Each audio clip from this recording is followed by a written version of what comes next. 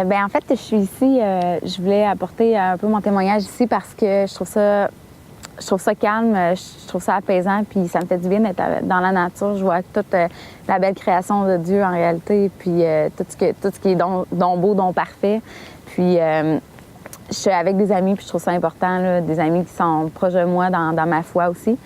Puis, en fait, quand j'étais petite, en bas de 19 ans, peut-être plus, j'ai vraiment, j'ai pas vécu une vie, j'ai vécu une vie assez tranquille, là, assez heureuse.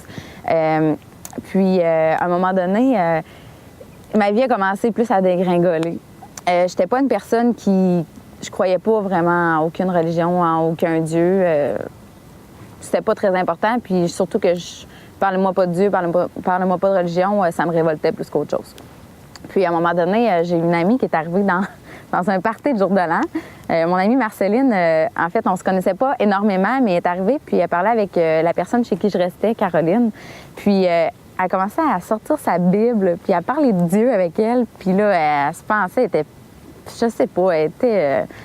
je sais pas dans quoi à ce moment-là, là, puis je trouvais vraiment que ça avait l'air d'une secte. Je trouvais que ça avait pas vraiment de bon sens. Puis je disais à mon amie Caroline, écoute-la pas, ça n'a pas d'allure, là, voyons donc, tu sais, viens triper avec nous autres. Puis finalement, Caroline a décidé de commencer à aller à la jeunesse avec Marceline. Une jeunesse, c'est dans une église chrétienne, puis où il y a beaucoup de jeunes qui se rencontrent un vendredi soir. Puis il y avait, en fait, elle revenait, moi je restais dans son salon, donc elle revenait de la jeunesse en feu, elle tripait, elle était passionnée, gros de même, ça n'avait pas de bon sens. Puis là, elle me disait, le monde qui sont là sont tellement géniaux, le monde ils ont des bonnes valeurs, ils croient en Dieu, là, puis c'est réel, c'est passionné, je trouve ça tellement hot. Puis elle me parlait de ça, puis moi je disais, Caroline, oublie ça, c'est une secte, là, c'est sûr. Arrête, là, ça n'a pas de bon sens. Ils vont prendre ton argent, ils vont abuser de toi, ça n'a pas d'allure. Voyons donc, qu'est-ce que tu fais? T'sais? Ouvre-toi les yeux, là, tu vas voir que tu vas te faire avoir. T'sais.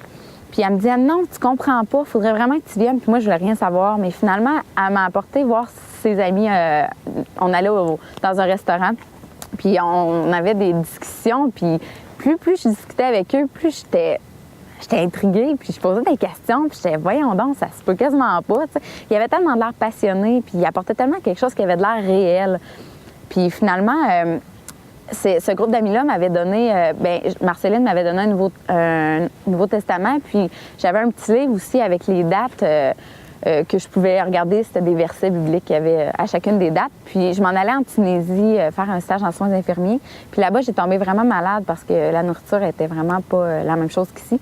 Puis à un moment donné, j'allais échouer mon stage tellement que je pouvais plus me présenter. J'étais pas capable de boire, pas capable de manger. Puis c'était pas la tourista, là. C'était un peu plus grave que ça.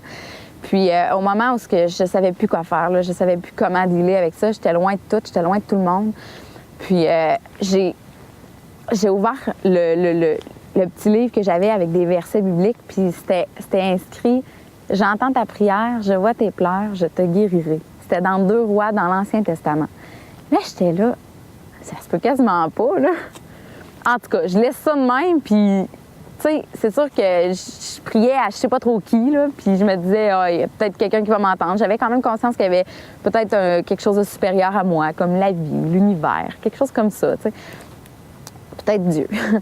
Puis tout au long, en fait, le lendemain matin, je me suis réveillée, puis j'étais vraiment bien, là, j'étais vraiment mieux. J'ai pu faire mon stage, je suis retournée travailler, j'étais capable, je dis pas que j'ai mangé le gros repas 5 étoiles, là, mais j'étais capable de manger, j'étais capable de m'hydrater, ça allait comme 10 fois mieux, c'était incroyable. J'étais là, aïe aïe, y a-t-il vraiment un Dieu qui existe puis qui a fait ça?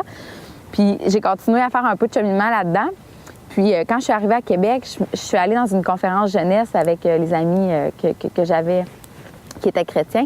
Puis à ce moment-là, il y avait un groupe de musique qui chantait une chanson en anglais qui disait « Jésus, tu es la seule voix, la seule personne que je veux suivre ». À ce moment-là, là, je pourrais pas vraiment expliquer ce qui s'est passé, là. Je dirais qu'en à peu près 15 secondes, j'ai vraiment vécu de quoi de réel, là, de fort, une présence, de me faire... Je me suis fait toucher le cœur, là, direct au cœur, là, de comprendre que Dieu existait, qui s'occupait de moi, qui m'aimait, qui avait donné son Fils sur la terre pour effacer toutes les niaiseries, toutes les conneries, en fait, tous les péchés que j'avais faits, puis qu'il y avait un plan pour moi finalement, puis que je ne pouvais pas garder le contrôle sur ma propre vie, mais que c'était vraiment lui qui pouvait l'avoir.